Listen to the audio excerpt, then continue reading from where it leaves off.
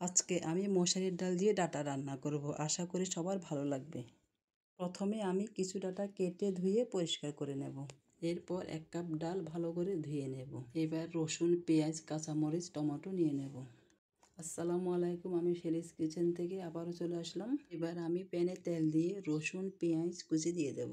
পেঁয়াজ রসুন কষানোর পর আমি একে একে সব মশলাগুলো দিয়ে দেব। ডাঁটা অনেকে আবার চিংড়ি মাছ দিয়ে রান্না করে, আবার বড় মাছ দিয়ে রান্না করে, যার কাছে যেটা ভালো লাগে।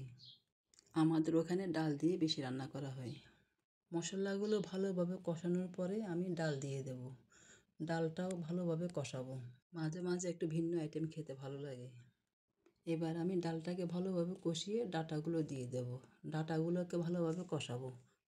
কষানোর পর টমেটো, কাঁচামরিচ দিয়ে একটু পানি দিয়ে ঢেকে দেব।